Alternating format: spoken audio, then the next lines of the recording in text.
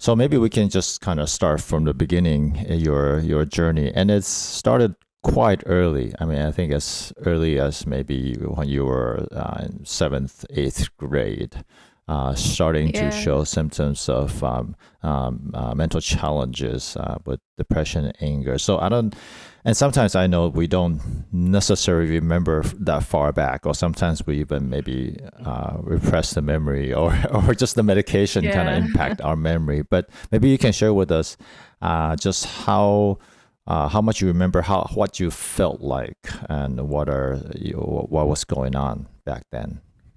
Yeah. Yeah. I mean, definitely it's hard to kind of remember. Even looking back now, I feel like that was a totally different life. It almost feels like a totally different person or a totally a separate life.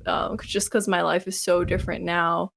But yeah, my whole memory of that period of time when I was very depressed and on medication, off medication, that whole time it is kind of a blur. But before this, I actually looked at some of my old like journal or like diary entries and stuff from when I was around that age, and it was almost really surprising. I was a little shocked because it just I read one when I was 12 or almost 13. I wrote like, "Oh, I'm turning 13 soon." And one of the entries said like, "Oh, I feel like terrible. I'm not looking forward to anything." And I was just very hopeless, and I was like certain that like I wrote that if I don't graduate or if I don't finish 8th grade, I'm going to kill myself. And Mm. I guess I didn't realize that I felt like that so early on. And it was, Mm. yeah, it was almost kind of shocking. And it feels like a totally different person because I guess I just realized reading that just earlier that, wow, it really started very, very early on. I was like 12 to 13. That was like seventh grade, 8th grade. And throughout that time, I just remember being angry all the time or being very Mm. upset all the time and just very emotionally like disturbed or just I had a lot of turmoil, inner turmoil going on, and it would always come out as anger. I remember being angry Mm. all the time, where the tiniest thing would set me off, and um, yeah, I was just angry all the time. I had a lot of outbursts, and I remember having anxiety too. I remember Mm. having anxiety attacks, and then only later on realizing that they were anxiety attacks. I remember not being able to Mm. put a name to it. I didn't know what it Mm. was. I just remember sitting at my desk on the fifth floor in homeschool trying to do my work, and then Mm. I just not wouldn't be able to, and I would just be like very very jittery, and I just like could not focus. And I just like I had so much energy, and I just like would start to freak out. And I remember at Mm. that time I didn't know what to do. So I would either well I if I were trying to do something like more positive, I might go on a run. But oftentimes if I did freak out, if I was very angry, then I would self-harm. And so Mm. yeah, it was a lot of just like negative emotion constantly, and I didn't know what to do about it. And I remember just like wanting to be good or wanting it to stop. I Mm. remember thinking a Mm. lot of the times that like, oh, why can't I just be like my sister or my brother, and they're fine, like they're the good kids. I'm the one who's like freaking out all the time and like tormenting my Mm. mom. And yeah, she had a really tough time too in homeschooling me. And yeah, I remember this one time or this period of time. I actually don't even know how long this was, but I remember because I like tormented my mom so much that I was like kicked out of the house for a while, which was like kind of ironic because I was homeschooled, as a homeschooler. Yeah, you got But expelled from yeah, school. yeah, yeah. And so it was not fun. It was not pleasant for any of us. But yeah, Yeah. Yeah, mom definitely got the brunt of it because of Yeah. homeschooling. Yeah, and it's not that we wanted to homeschool; it's just we didn't. The school that we wanted to send you to did not have capacity, so we had to wait. Yeah. And if it's nobody's fault, it's just the circumstances. Yeah, but definitely, I think yeah, I didn't get as much of that because I was always away to work, right? So Yeah. mom got most of that, and so you share a little bit of what that panic attack felt like.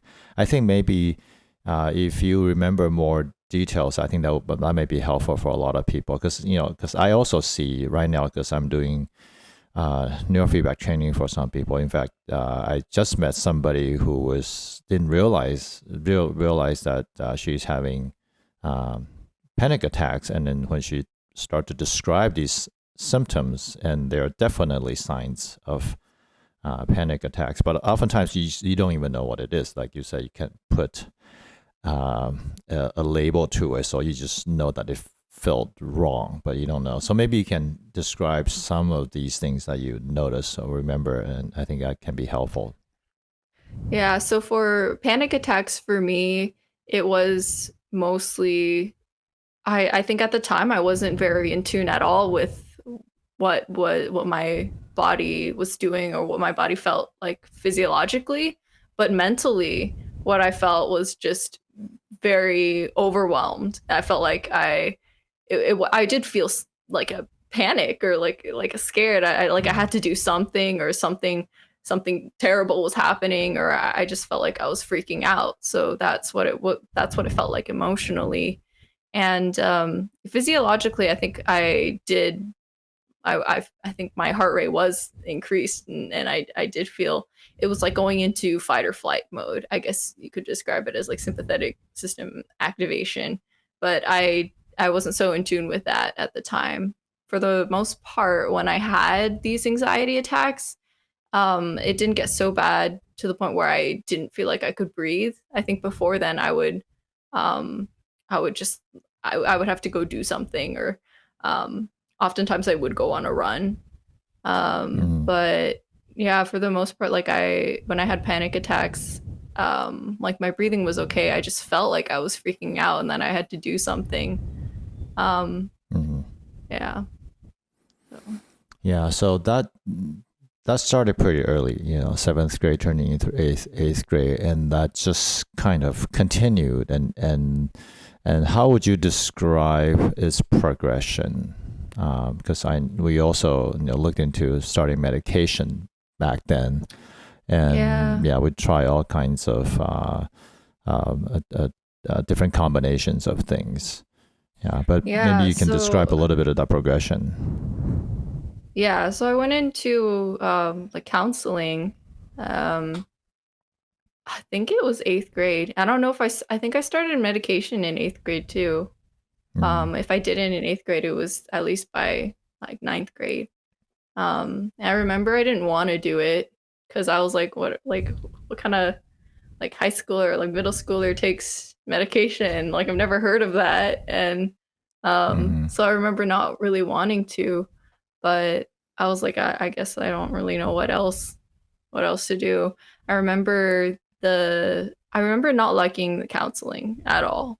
Um, I I almost felt like emotionally violated each time I went, and I think it just wasn't a good fit. mm, But I think that it's a very tough situation to be in just because I was so young and I didn't feel like I could advocate for myself. And mm, I mean, it was hard to put things into words or hard to even know what I was thinking or feeling. mm, So, like, I couldn't even voice that. So, I mean, it's a it was a tough situation, but I remember going in, every time I would come out very angry or would come out like even more angry than I was before, like going in. mm, And I was like constantly angry, but yeah, I remember coming out like every time I would leave a session, I would come out feeling worse. And Yeah, I think that there it was just a huge disconnect, and I think it's just tough at the age. I don't know if it could have been any better, just Hmm. because like it's hard to like even as an adult, it's hard to put things into words. Hmm. But Yeah. yeah, as like a 12-year-old or 13-year-old, it's it's even harder. So I think that like the counseling just wasn't a great fit. Um, and I remember doing a lot of different trying a lot of different kinds of medications. I remember seeing like multiple psychiatrists over time too. Hmm. And Yeah. um I felt like each time it might have helped a little bit, but it never lasted. We just Yeah. always ended up increasing the dosage, and then we would just increase and increase and increase until that was like the maximum safe dosage. And then when that would stop working, then we would just switch to another one, and then Yeah. the Hmm. same thing again, and it just over and over and over again. And then I would go see a new psychiatrist Yeah. when I didn't feel like that was working.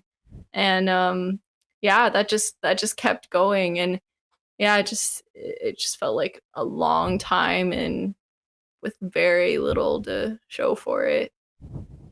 Yeah. So I think from a parent's perspective, we also didn't know. I mean, back then we just didn't know what options were there because that's you hear, medication, counseling. Usually, that's about the only thing, and so Yeah, and those we are we the also didn't know how standard to approach it. treatments. Yeah, Yeah. yeah, yeah, and I think in some ways, probably many families facing this kind of situation are feeling like, yeah, of course, we understand that there may not be always be a good fit. The psychiatrists or the therapists are always trying to do their best, but there is also a limitation of how much you as a young person can process intellectually or mentally, right? Because we Hmm. know that you wanted to do good, you didn't want to behave or act like this or feel like this, and you Yeah. had a hard time describing what that is like, and also it's beyond your willpower, your control.